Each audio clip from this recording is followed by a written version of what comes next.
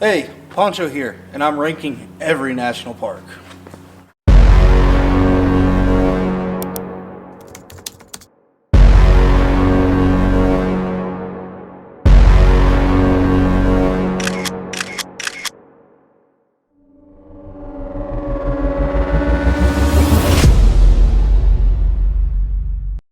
Yes, you read the title to this video right, and the intro. I am ranking every national park in the United States, all 63 of them, and this is how I'm going to do it.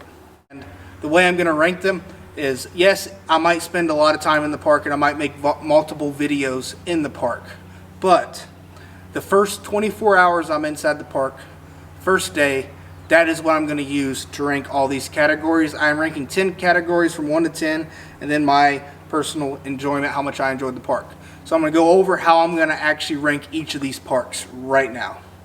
First thing I'm going to do is the location and the ease of entrance, where it's located, the cities that are close to it, is it hard to get into, that kind of thing. I'm going to rank that from a 1 to 10. Second thing is the activities you can do inside the park. If you can do a lot of activities in the park, it's going to rank higher. If you can't do as much, it's going to rank lower, and so on. 3, wildlife I see while I'm in the park. If I see a lot of wildlife and it's really cool wildlife, I'm going to rank it high. If I don't see a lot of wildlife, it's going to be ranked low. 4 is the cleanliness of the park. If I go to a park and it looks like that they haven't been taken care of, or not a lot of people has cleaned up the park and it's just a mess, it's going to rank low. And if it's a clean park, it's going to rank high. Pretty self-explanatory there. Number 5 is the people I meet. Now, this isn't the amount of people I meet. It doesn't matter if I meet 100, 1,000, or one person. If that one person is great, it's going to rank 10 out of 10. If I meet 1,000 people and none of them are nice, it's going to rank 1 out of 10. That's how that's going to be.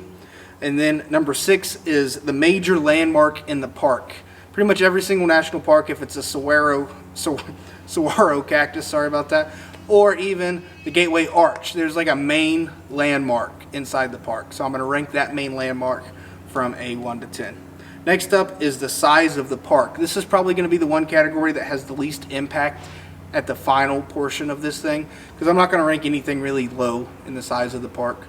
But what this really does is this just gives a slight advantage to the bigger parks, because I feel like myself, them huge parks should be compensated some way because of the size and the amount of things to do inside the park. I'm going to rank the bathrooms and restrooms inside these parks. This is going to be the amount of bathrooms and restrooms there are, and as well as how clean they are. I know some people could care less if there is a bathroom inside the national park, and other people want to be able to go whenever they can. That is why I have, or whenever they have to, sorry about that.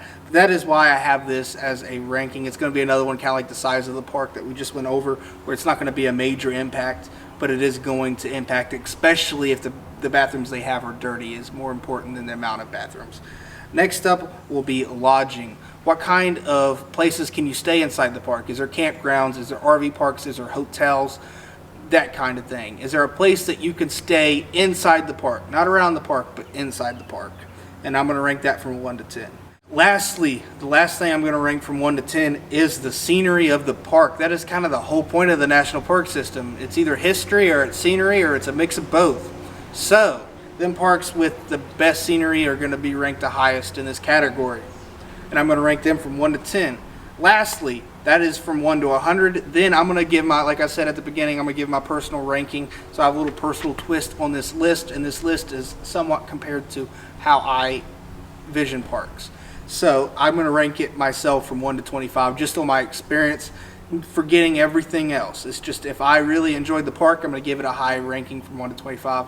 If I, for some reason, could not stand the park or something, made it a bad experience, it's going to take it down.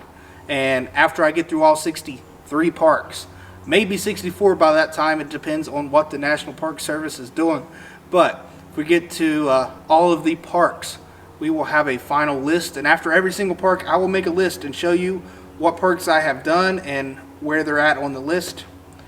Also, the thumbnails of these videos will have, like the first park I'm going to go to, I'm going to tell you, is Hot Springs National Park. So it will have a 1-63. That is not saying it ranks first out of my 63. That means it's the first park I have ranked and reviewed in this whole series here. But anyway, If you guys think you are going to enjoy this series, please hit the subscribe button down below. If you've never seen my channel and you're just now watching and you've made it to the very end of this video, you definitely need to subscribe down below. It seems like you enjoyed it at least a little bit. Thank you guys for watching. I'll see you on the sunny side.